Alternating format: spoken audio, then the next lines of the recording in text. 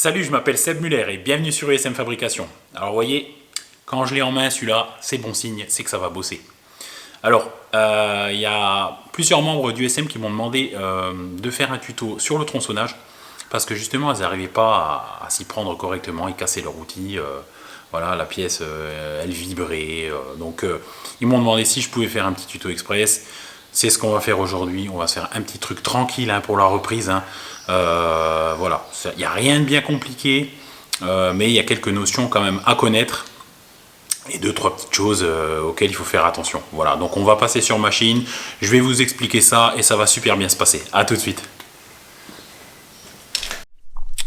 Voilà les amis, donc j'ai serré un rond de 50 là-dedans, dans le mandrin. Alors il y a un truc, c'est que vous ne pouvez pas laisser dépasser votre pièce de 300 mm, ça c'est le premier truc, et tronçonner en bout. C'est sûr, ça va vibrer, donc maximum deux fois le diamètre, pas plus. Sinon, ça risque de vibrer. Ça, c'est déjà la première chose et la première notion à connaître. Ensuite, on va mettre en place l'outil.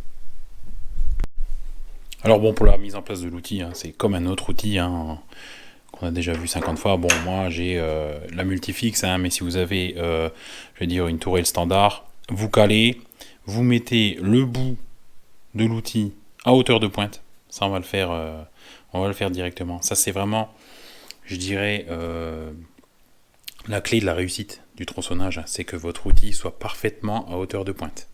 Et vous verrez que même parfaitement à hauteur de pointe, il reste quand même un petit téton de tronçonnage. Mais voilà, s'il est plus haut, ça va pas aller, ça va casser. S'il est plus bas, ça va pas aller non plus, la plaquette va casser. Il existe différents types d'outils à tronçonner. Celui-là, c'est le plus répandu, avec lame de 3 mm. Il y a aussi lame de 5 mm. Vous avez encore les anciens outils à colle de cygne. Ils sont incurvés comme ça vers le bas. Par contre, ceux-là, il faut tourner à l'envers. Ceux en colle de cygne, en acier rapide, pour tronçonner. Parce que la coupe est vers le bas. Bon, c'était des outils qui étaient utilisés dans les années 70-80. Voilà, on essaie quand même de travailler avec un minimum d'outils entre guillemets modernes. Donc voilà, j'ai choisi de mettre celui-là en place. Si vous avez des outils en colle de cygne, je veux dire pour ceux qui ont moins de budget ou des outils qu'ils ont depuis plusieurs années, ça marche très bien aussi. Voilà. Quand j'étais à l'époque en apprentissage au lycée, là où j'étais, on avait ça pour tronçonner, ça marche vraiment super. Bon, allez, on va le mettre à hauteur de pointe déjà. Bon, là je l'ai volontairement déréglé, pour vous montrer voilà que je le règle aussi à hauteur de pointe. Et c'est vraiment d'être précis. Voilà, là on est bon. On est presque prêt à tronçonner. Voilà, et le troisième point, qui est essentiel aussi, ça va être le dépassement de la lame par rapport au porte-lame. Si votre pièce, elle fait 50, on va la faire dépasser donc de moitié, au moins 25, avec la marge de sécurité 30. Voilà. Donc je mesure de là au bout de la plaquette que j'ai bien 30 mm. Donc voilà, là on peut dire qu'on est prêt à tronçonner. Disons, allez, je vais d'abord vous montrer ce qu'il ne faut pas faire. Comme ça, au moins, après, on saura ce qu'il faut faire. Ce que je vous conseille, déjà, c'est de ne pas tronçonner avec l'avance automatique.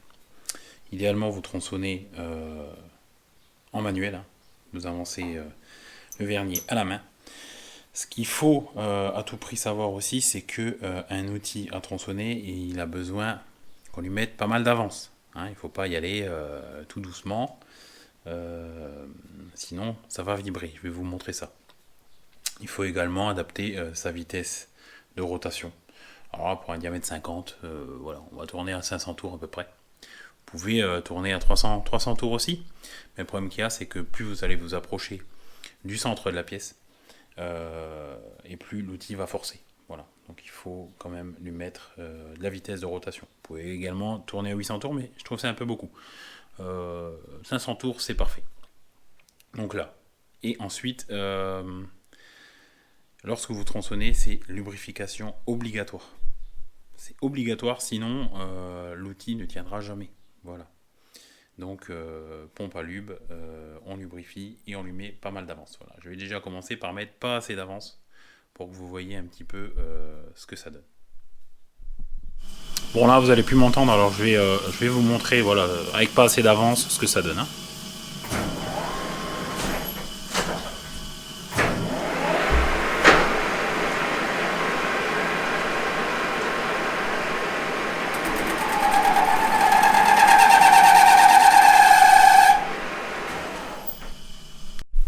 Donc vous voyez, ça vibre, il n'y a pas de stabilité d'outil, tout ça.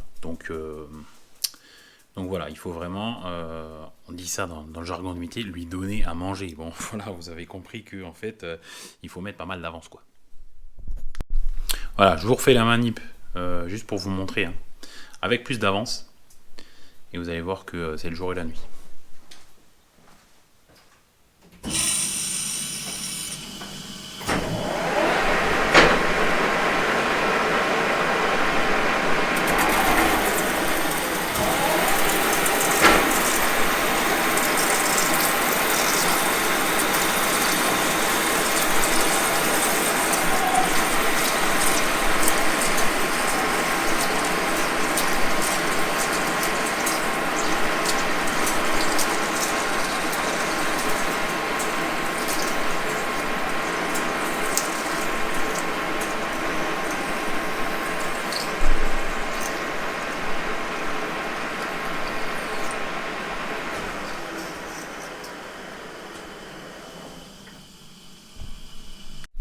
Donc là on a eu de la chance parce que la pièce elle est restée accrochée à l'outil. Hein. Vous voyez, voilà.